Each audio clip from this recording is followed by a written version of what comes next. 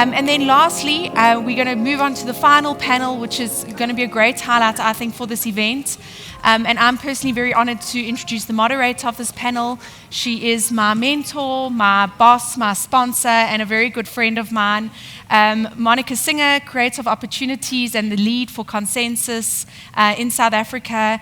She's extremely well known in the industry, and I'm delighted to welcome her on stage as the moderator for the final session. Hello, everybody. Nice to see you. So cool. Hello. Nice to meet you. Okay. Hello, Professor. Okay, Nice thank to you. meet you. Thank you. No, I'm not a professor. You're not a professor? I'm a banker. Banker. Oh my God. Okay, perfect. Okay, so here we are. Okay, so my first question is going to be a soul-searching question so that you introduce yourselves, okay? And the question is, first, I want you to answer this question. What makes you passionate about this technology? And by answering that question, I want you to tell the audience a little bit about yourself. Very short, the elevator pitch introduction. You start. Hello everyone, I'm Loretta Joseph. I'm the Fintech consultant at the Financial Services Commission of Mauritius. I'm also the advisor, apparently now, at the Bank of Mauritius.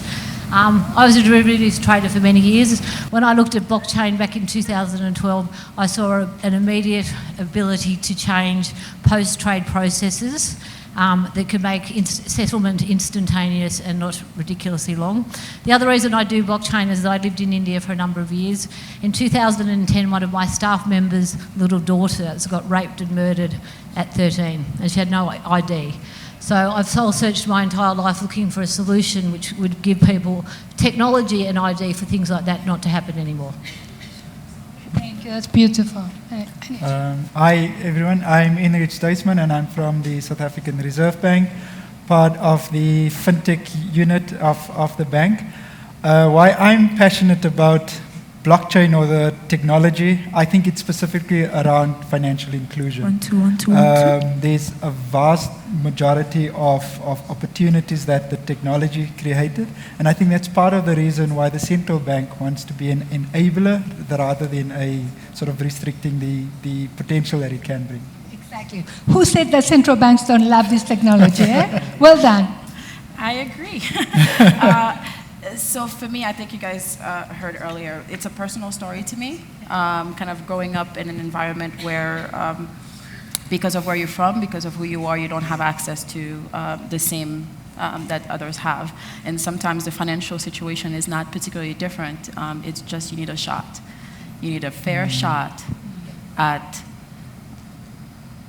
what everybody else has and how they actually get themselves up to. Because moving into the US, I actually realized that access to credit, you can be smart, you can be hardworking, sometimes you just need that little push. And I think everyone should have access to that. I agree. Hi, BHARIST HARRILALL from Investec's Group Financial Crime Compliance team. It's not often you find a compliance person in a blockchain conference. Got into the space as you need to look at it. It's a new threat. And as you learn, you realize it's not a threat. It's just a different way of doing the same thing we're doing every day. So my push is to make the rest of the compliance world sort of say, as well as the central banks, which is refreshing to have ANRICH here, this is not a terrorist vehicle. It's not a way to launder your money. It's a small percentage which still happens in a regular environment. Just try to change the mindset and the thinking and say, this brings inclusion. Okay, I am George Foaleng. I am a senior risk analyst at the Central Bank of Cameroon. I am also the founder of Foaleng and Sonwa, a consulting firm.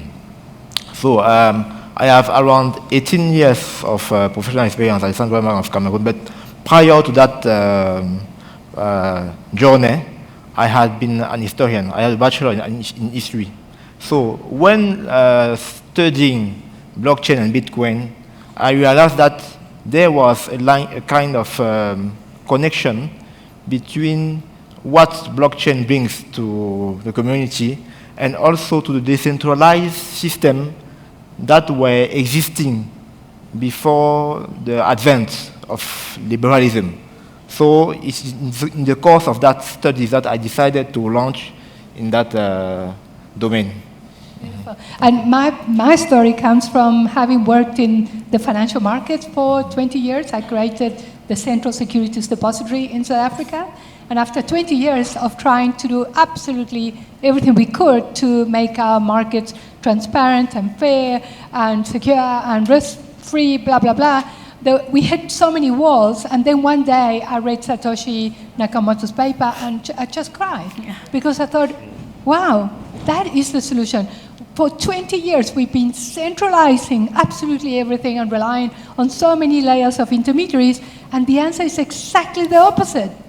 And then I thought, that's it, I'm leaving, and I'm going to go out there and decentralize finance. So that's why I'm really energized to be with all of you, and it's really an honor to be part of the blockchain conference, which I've been attending from day one, so I love being here. Thank you, Sonia. So now that we are understanding that even central bankers can be passionate about this technology, now I want to understand what are the key fears? Let's talk about fears first, okay? What are things that you worry the most? Because you just said that really that's nonsense that this technology is being used for money laundering, but what is it that you guys are fearing, truly?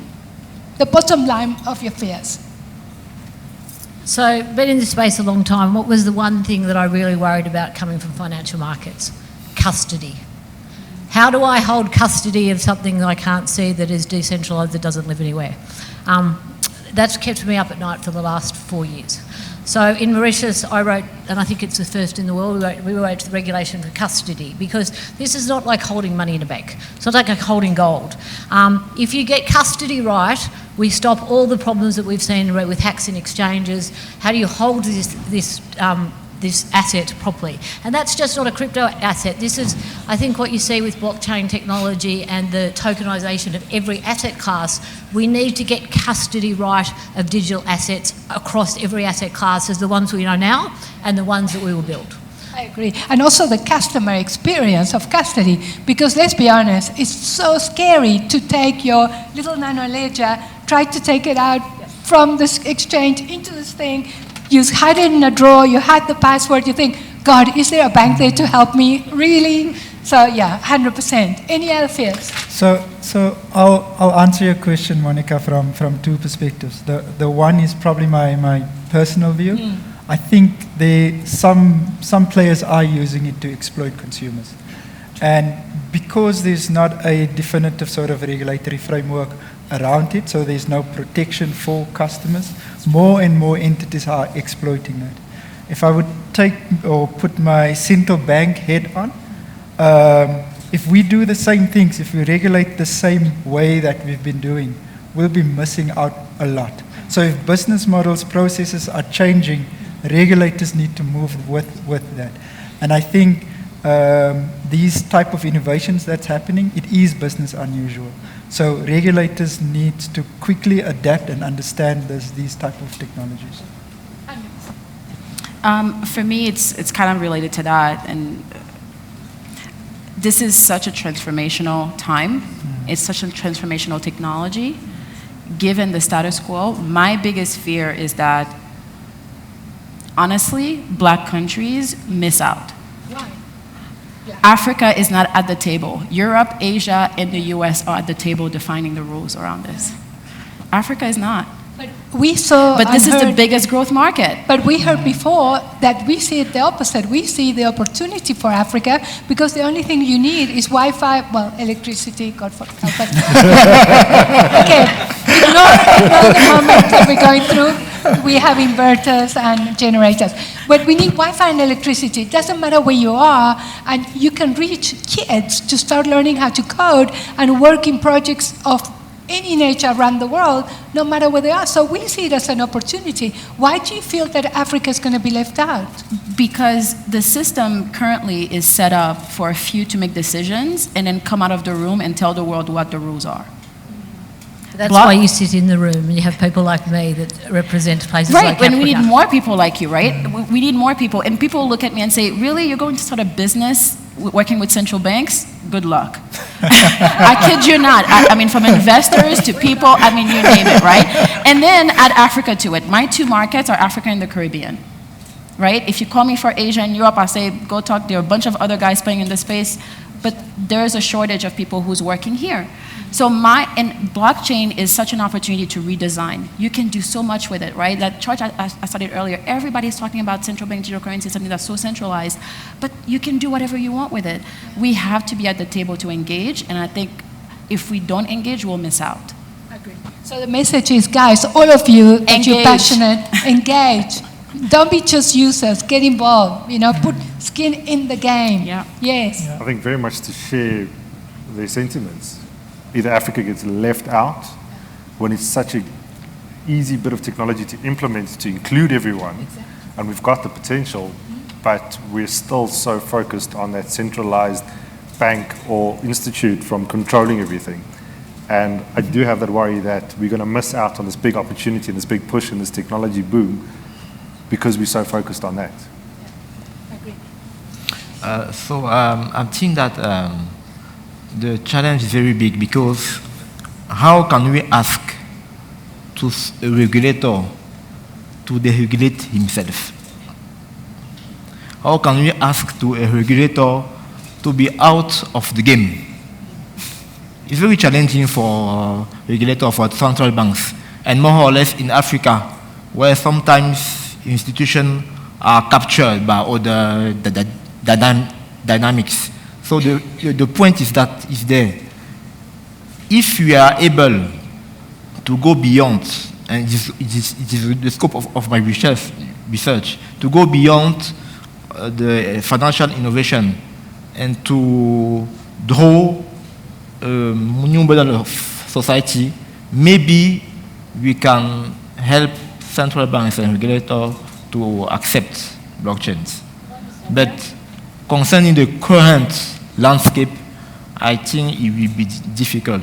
And also notice that in Africa we have many kinds of political structure, and in Francophone zone from which I'm coming, where we are accustomed with centralized model. Yesterday I was discussing with a blockchain developer before coming here, and she told me here in Cameroon people are afraid. They are afraid.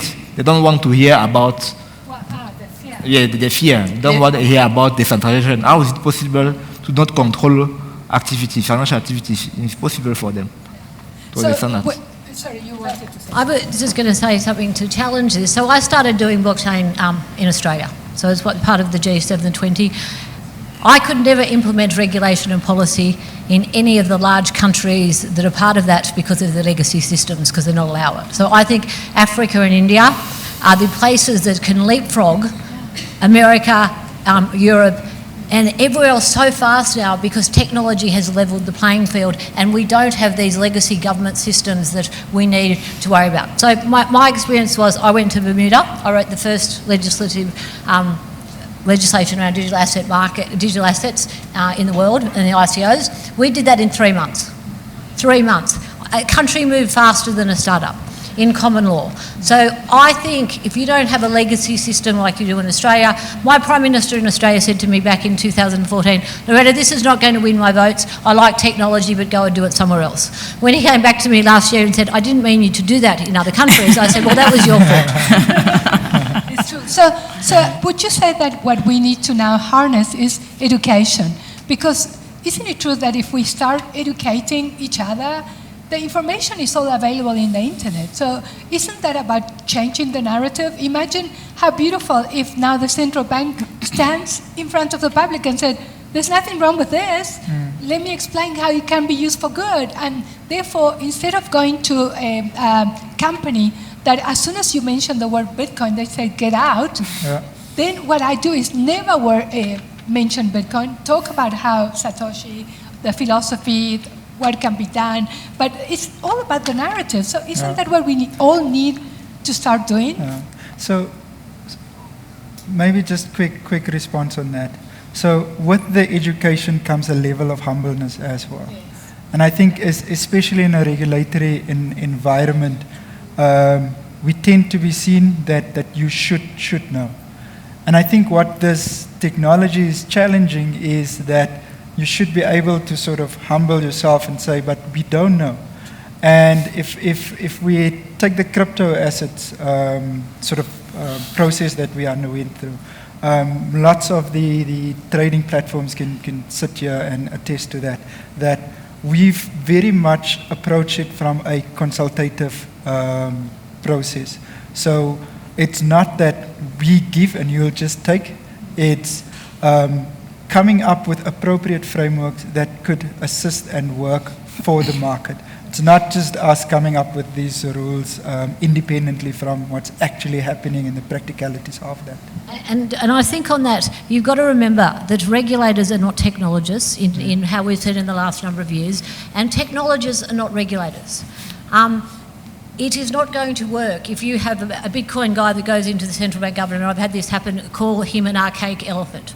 You upset the narrative from day one. So you need the ecosystem, the regulator, whether it be the securities, the central bank, the police, everybody to sit in a room, every stakeholder that is affected by this, to sit at the table and speak the same language. And that's what I do. Because if we don't collaborate and we don't do this together, the internet taught us that walled garden approaches don't work. We can now have the ability to rewrite regulation for the world, but we have to do it together as a group. Can I add on that? And I think talking about it is really important. How do we implement something like this and how do we scale it up is very important. I came into this space talking about central bank digital currencies and then quickly realized that what comes before that is a modern sandbox.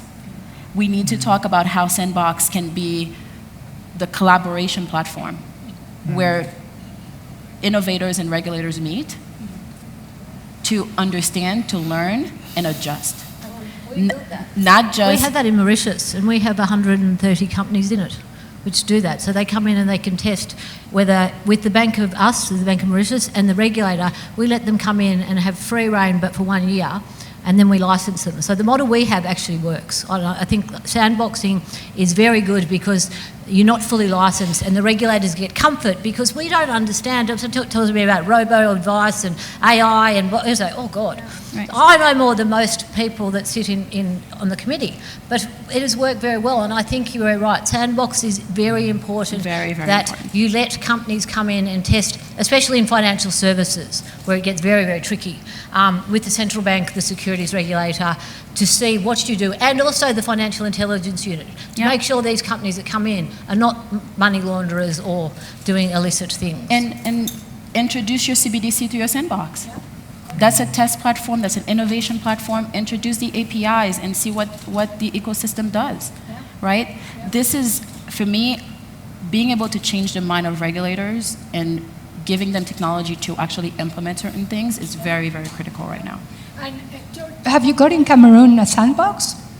A sandbox of... innovation hubs and places for people to experiment? Yes, we have what we call the Silicon Mountain, which is in Boya, in the southwest region of Cameroon, where you have many developers who try to innovate. But maybe because of also the specific political situation that we are facing, there is not a really flow of integration between those innovators and the regulators. I'd love to talk to you after this. Okay. and Rich, we can do it together. I'll go anywhere in Africa. Right. What happened to the sandbox at the SARB? Because I know you guys have. Yeah, so I mean, for us, when we started the Fintech unit, what we call the innovation hub and the sandbox is part of that. That was top priority for us. What we've done is that it's taken some process now to actually do the implementation. And I think we didn't want to rush it so that it's just there and we can say that it's something we have. We wanted, so it's not, Loretta and I spoke about governments coming up with these great plans, but lack execution, and it's something you said as well. So we're now at the point where, and I mentioned it previously, that it will probably take, or we will launch it within the next month or so. And what's important for us within the Innovation Hub, it's that it's not a SARB hub. It will be across the different regulators. And what's important for us is that within the sandbox, there's certain regulatory relief that's required because you're actually interacting with live customers. And that's part of the reason why it took a bit longer, because we needed to sit down with the regulators and see what can be allowed within this type of environment. And for us then, again, it's the objective of implementation and the outcomes of that. We don't just want to be a country to say, oh, we've got a sandbox, but there's nothing going on. And what we do is actually the Central Bank of Mauritius sits in the meeting. It's chaired by Lord Anthony St John and Lord Begum Desai. We have the head of the Financial Intelligence Unit, the CEO of the Financial Services Commission, because in Mauritius we have a bank regulator and a non-bank regulator. So one does non-banking and the other one all banking. So what we then do, and the Financial Intelligence Unit, as I said, and the Economic Development Board, we say, all right, this looks like it needs to be regulated by the bank. We give it to the bank. Or we say, look, we'll take it as the Financial Services Commission because it looks like they're not a bank. And that's how we do it. But we actually sit down with the people that run those institutions and we go through every company line by line together. You know, I don't know if that many countries do that, because if you don't have the decision maker at the top, the central bank governor or the head of the regulators or the FIUs, you don't get it through. So we sit and go through every company line by line and then figure out who's going to regulate. Just remember though, your sandbox is one component. That's your regulator, your governmental, your institution comfort. The second half is education. Because the only way for this to be brought into a place like Africa is to get old school bankers comfortable with new tech. Is to get people out in the public, in a rural area, to say, I'm not seeing my physical cash in my hand. It's now on my phone, or it's on a card to tap. It's about changing the mindset on that side as well. So sandbox, well and good, creates regulation, but getting it accessible, that's the second half of it. 100%. So I want to ask you a question, because you work for a bank, and you are one of the few banks that are implementing a solution. And what I've seen is that those banks that try to introduce solutions, the antibodies of the bank prevented the solutions from coming to fruition. So I want to understand, how did you survive the antibodies? And you come from compliance, so you must have been part of the antibodies. So how did that change come about? What is the magical formula? Because the other banks represented in the audience, they will want to know, how did you survive the board, the chairman, who must be over 50, etc., to understand what you're trying to do? So if I tell you a funny story, I was the first antibody that said no. That's exactly what I That was said. the only answer to this I was the question. guy who said no, not happening. That's exactly what I thought. And then you start to learn education. You start digging in, what does it do, what can it do? You start getting comfortable with the technology behind it. And then you start looking at what are the risks, and then how do you mitigate those risks? How do you have controls around it? Because in your regular fiat world, you still have those same risks. You still have the same level of transparency that you have in a blockchain currency. So once you can display that, once you can show your executive and those antibodies that this is it, they start to gain comfort. And once you get stuff, and we're fortunate to have like the sandbox coming up and the regulator who's now issuing papers and collaborating and asking us for these views, that makes it a lot easier to get it across the line to say, but the key is to not have compliance running in one silo saying no, because they don't have the full understanding of it, and then you've got your tech team like building on and saying, well, we've got this great new innovation. You've got to get them to start talking to each other and sort of taking the journey together from the beginning and working through. So as the one's learning, the other one's also learning about the regulation, you're learning about the technology, and once you progress through, you kind of realize it's not that different from a regular transaction or a regular world. It's just in a different platform. And also what I noticed with this technology, what I think is amazing, is that because it's easy to build, that it's amazing to do like a small POC. So I always say, you give me your pain point, I will do a little POC, I give you the app, and you start playing with it. As you learn, I will fix it. Is that the method that you applied in the solution that you invented for? It's been like a 3-year journey to get to this point. What's alone? What happened? You're building the tech, you don't have a regulation, you've got executive and compliance and bankers not understanding the world and the environment. So as you're building, you're trying to answer all the questions that are coming up in every meeting you have or every demo you do, and eventually you get to a point where you're like, I think we're fairly comfortable and we can actually now go sit with the regulator. You can sit with your executive, you can sit with your compliance teams and trying to say, and you can preempt the questions. And once you can do that, it becomes a lot easier to push it to market. In a way, it's the early adopter dilemma, no? Yeah. That it always takes a little bit longer. And then once you get to that tipping point, then it's going to be faster. And I think in Africa, or especially... Can I add something about why that's in banks? So I think the reason that the first application of this technology was obviously Bitcoin. Bitcoin scared the living daylights out of every bank because they saw the friction taken out of systems and it disintermediates them. Now, the internet didn't make banks disappear. They just need to do business models. So I think banks have had the inertia because they thought they were going to be disrupted first. But in compliance, and I think banks have stopped, they said we won't bank Bitcoin companies or blockchain. There is too much money in this ecosystem now to make that as a business decision. Banks have to bank this ecosystem. So to use the rules that, they launder money and they're not CTF compliant is absolute rubbish.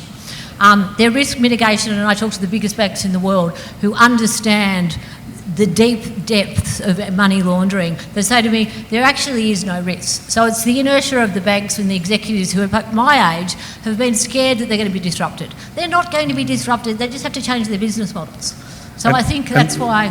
The disruptions happened. It went from gold to then coins, then money, and now a card, a piece of plastic. It's a natural progression. This is just the next step in that same progression. I actually think this is where the central banks realized that they were next in line to be disrupted.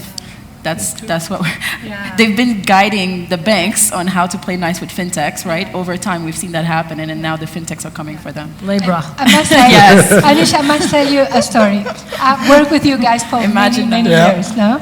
And I love what you just said a little while ago when you said we had to learn to be humble. Because I'm sorry to say, the arrogance from central banks until now. No, is it true? Yeah, I hope they pay you enough for this. Today's my day. Am I exaggerating that you guys stood in that big building in Pretoria looking down to the world saying, no? But now it's a leveler. No, we all humbled by this possibility that the world will change and we are changing it together. And we all know that the more we know, the least we know. Yeah. So we're all in the same journey and it's beautiful. As opposed to before, I will tell you, Monica, what you can or cannot do. Yeah. No? I'll tell you a funny story on that. We were talking about it before. So I have a WhatsApp group that's got 9 central bank governors on it. 1 year ago, 2 years ago, this would never have happened. I was always the elephant to walk in that had 9 heads. The minute that Libra came in, all of them rang me and said, oh, good God, what do we do? I said, well, if you hadn't thought about this 2 years ago, we now need... don't have a knee-jerk reaction. So I have 9, I meant to add you, I have 10 central bankers that actually listen, that are very humble, and it's a very different conversation than I had 5 years ago when I thought I was going to get kicked out or arrested by the Central Bank Government of Canada. 100%. So I can tell you millions of stories like that. But the beauty is that it is a big leveler, but it has incredible opportunities, I think, this technology. I agree. DVP for central banks. I was a derivatives trader in the GFC. Why did the GFC happen? Because Lehman Brothers were allowed to receive the bonds before they were delivered. We call that DVP.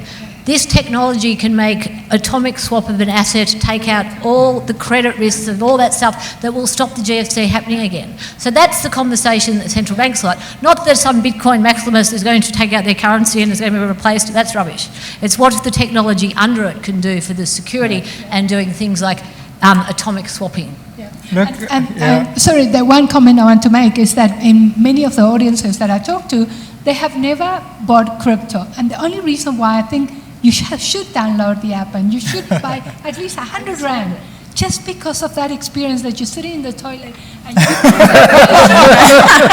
you press a button and in 5 seconds you can buy, sell, transfer, and you didn't phone anybody because it's 3 o'clock in the morning on a Sunday and you trade it.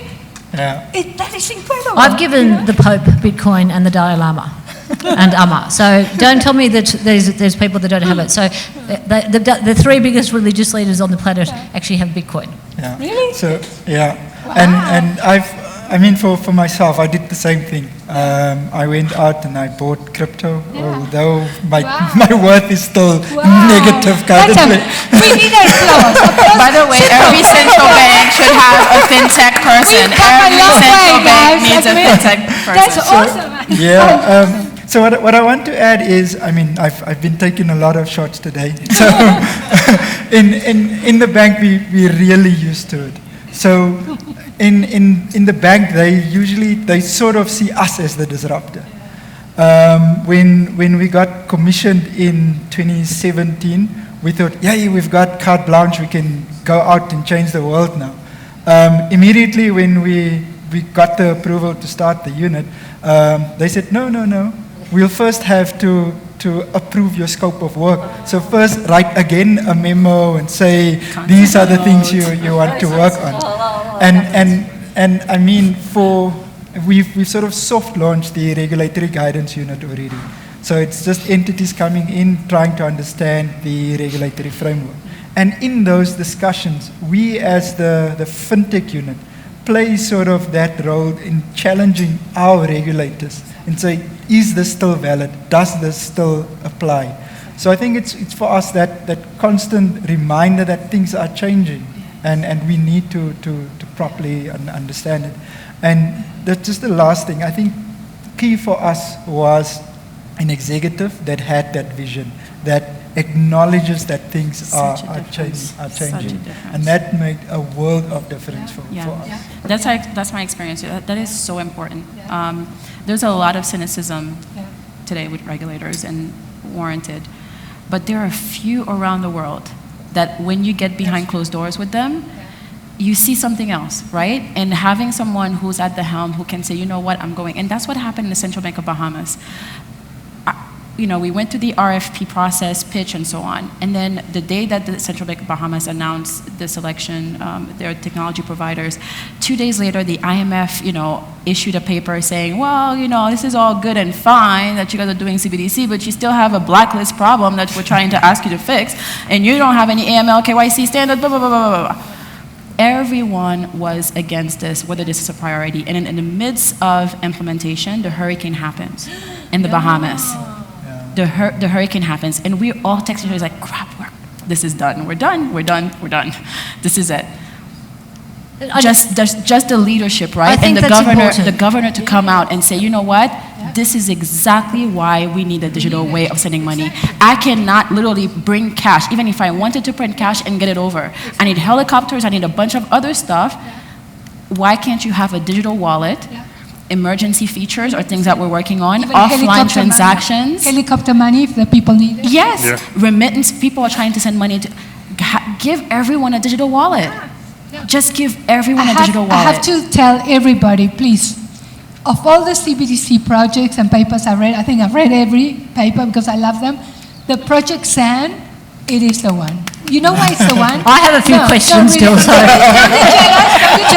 Let me clarify why. I'm going to clarify one. Your paper, I think, is brilliant, and it's a model for you guys to follow. And Zia is in No, line. really. Can I tell you why? Because, first of all, it's very it's simple to read. It is simple. It took decisions that most of the central banks around the world will not take. Exactly. Yes. You guys took a decision. Opening it to non-bank financial like institutions. The Talk about CBDC will humility. be used only for a limit. Decision. That's it. We're going to go for account-based. Decision. You took decisions. Most of the CBDC papers say, well, it can be this or it can be that. Yeah. So really people... I literally just came back from the Bahamas, spending a week talking about how you build the ecosystem on top of it. Yes. So people download Project SAN. It's like, it's a pleasure to read. I have a few questions on the fungibility, but we'll take that offline. No, I do actually have some questions about the fungibility, but I think that's a different discussion. Is that also not a central bank who understands its people and how they transact? Yes. It's not only understanding the financial institutions, they actually have that personal touch to say, but I think, see, I work personally for 7 prime ministers that are under 50. And I think these are the people like Ana Brnabić, who's the Prime Minister of Serbia. She is a gay female who became the Prime Minister of Serbia, who digitalised her country in the first month of her being Prime Minister. You have the Finnish Prime Minister, you have the Premier of Bermuda, you have Justin Trudeau. You have a number of young leaders that actually understand technology. And when you get pushed from the top, in Mauritius, my Prime Minister is amazing. They understand that technology changes everything. The old, antiquated men don't get it. So you have to align yourself in the ecosystem. Look, do some research. Look at the countries that have people under 50 running them. Because I tell you, they're the ones that will be open to having a chat with you, not the people that are my age and above who learnt everything in a book. Yeah. And just tell everybody about whatever you can disclose. The exciting, I really think it's incredible that the central bank in South Africa has finally decided that it's time to reduce the use of cash in the country, because just there's certain things that for me are crazy, that, for example, my helper has to take 2 taxis to go out into a branch to open a bank account, and then the bank rejects her because her signature there, I don't know, there's always an excuse and she has to go back. Or the people getting the grants that have to stand in a queue, or that there's fraud when the grants are paid, or that we heard that there's at least 3 billion rand a year spent in washing and looking after the cash, besides all the terrible stories of how many people die transferring the cash between banks. And coronavirus now. Yes. Did you read what the World Health Organization Yes. said? Don't use I would not want to use that use case to make the case, but they did. WHO said, don't touch notes. It's full of bacteria. Stop printing it. No, the notes, the money. Don't touch the money because it's full of bacteria. Use digital means. So that's an amazing push for CBDC. So just tell the audience, what is it that you guys are thinking? So just to put it in perspective, there's 2 projects related to CBDC that's going on internally in the bank. So the one that you may have heard of is the Project Coca. So it was an experiment with DLT, but it was based on a sort of wholesale CBDC, so meaning bank-to-bank payments, for example. The second project, that's the more exciting one that, that Monica is referring to, is, so that project was done and run by us as the Fintech unit. The second one is retail CBDC, or as they termed it, electronic legal tender. And that is driven by the cash management department in the central bank. So the idea behind it currently, and that's why I told you as well, we need to be careful in what I can say. So it's a feasibility study to determine if we would issue a retail specific CBDC. We have issued an RFP in December, and I think we're now working through those RFPs. But hopefully with that process, it can provide us specific clearance or clarity on why we could issue it. And I think even today we've talked a lot about the benefits and what the potential opportunities that it can bring. But similar to the opportunities, we also have to think of what would be the implications on the financial system. What role are we playing as a central bank? And I think the Bahamas took that approach that it doesn't need to be you that does everything. But provide the infrastructure. Precisely. So in this process, we can come up hopefully with a specific design and then see how to actually implement a retail CBDC. Beautiful. And then I wanted to understand this issue of this standard setting bodies. There are a lot of standard setting bodies because I'm sure you all sit in different standard setting bodies around the world. Don't you think that maybe the central bank's body of central banks, whatever you call yourselves, that you should be coming together and setting the standards at least in your area of influence? So remember, if we take BIS, all the working groups that sit there are the central banks. So it's not that there's entities outside of that framework that decides for us. So we're part and parcel of the different working groups, and we're part and parcel of these standard setting bodies. For myself, for example, I'm part of the BIS, CPMI, Committee for Payments and Market Infrastructures, and I'm part of some of the Financial Stability Board working groups as well. So it's not that some outside entity decides for us, but again, it's guidance. The specific regulatory authority, if, for example, South Africa, still decides if they need to implement whatever guidance comes out from that, and if it is appropriate to our own jurisdictions. And George, in your country, how does the regulator get guided as to how to regulate? The guidelines to regulate. In Cameroon, let's say risk are regulated normally by the central bank.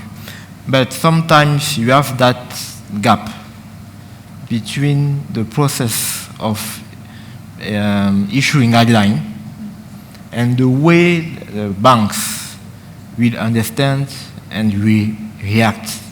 There will be sometimes not a real kind of consultation before issuing guidelines. And for that reason, I think that the challenge on digital assets and so on is very crucial in Central Africa, because if the population is not really implicated in the economic process, where people are poor, bringing them to a higher level of activity without helping them to achieve the main stage of their life will lead to a clash. When I started to get interested in blockchain, I was discussing with a colleague and asked him, here we are in 2020, now we are in 2020, and in 1992, we were starting with internet. Internet has not really changed the life of African population. Maybe only the less part of that population who has succeeded to get in touch with the Western world and take advantage of the situation. So, how can we do that? Blockchain will not fail in Africa, because internet has failed in Africa. Sometimes there are some innovation that bring inclusions, but after sometimes inclusion is broken. Now we are going to blockchain. Maybe sometimes we must stop and say, okay, how can we really connect the current African to those technologies? And maybe then startup and SMEs will be more engaged with regulators. That's true. That's true. It's so true. At the end of the day, we it's like jumping from the second, industrial revolution to the fourth. We have to be very careful, because we're not in the fourth. We're actually not even in the third. So that's why what I like about Bahamas, that they took into account the reality of it's an island, the people are, have got phones, but the limit that you guys put on that account, it's reasonable, Right. And in that way, it didn't affect the banks, it doesn't have an impact in monetary policy. So it was do you know what I'm saying? Yeah, a balance it to was a happy middle. What are the needs of my country, not what they do in Switzerland, where the franc is such strong currency, they don't really need this, etc., etc. Another feature of that is the offline transaction capabilities. Yes, of course. Because they are in a hurricane belt. Yes, there's a hurricane belt. Here we don't have electricity. Which is right. So you have to build for that, right? You have to build for that. So when you're looking at a CBDC solution, you have to look at the infrastructure that's going to support that in the context of your environment. In South Africa, they'll steal your cell phone all the time. What do you do if you don't have a cell phone? No, I'm not kidding. No, that's true. So when you guys plan for this, I'm sure there should be like a think tank of realists A sandbox. Please. Put the But CBDC in yeah. the sandbox and Yeah. let people tell you what But they real want. people There are. opinion Yes. of you, no? Yes. I think you underestimate central banks. I really do. The number of central banks, and we talk about this all the time. It's why would you have it? Why are you going to implement a CBDC? Because Libra did it? No. Because in Bahamas, yes, there's a use case. But having a central bank have digital currency, so of course it sounds like a groovy idea, isn't going to work everywhere. And central banks now are starting to understand this. They have hackers in a lot of central banks that I speak to, hackers that come from the ecosystem that try and hack their system. Because you've got to remember, what does a central bank do? Financial stability and monetary policy. They get hacked in any of this stuff because we have no empirical evidence. If there's an inflationary or deflationary movement because the system gets hacked, ruins financial stability of an economy. So we've got to think about these things not only from a technical point of view, but from a really serious macroeconomic point of view, and also from a cyber point of view. No holy cows. Okay, guys, we ran out of time. So shall we go and allow you to, I'm going to give you a magic wand, an imaginary magic wand, okay? So if you had one wish to make from this magic wand of what you want to see in the world, you know, they say you have to become the change you want to be in the world, and we all have the power to change a lot of things for everybody. What would every one of you change on behalf of the world in this space? What would you do? So in my research, I have developed the concept of social interruption. With interruption, you have inclusion and you have disruption. Financial infrastructure should reach the people. And in Africa, people are in communities. When you appreciate the ecosystem of blockchain, you have that concept of network, of consumer, we can buy Bitcoin and so on.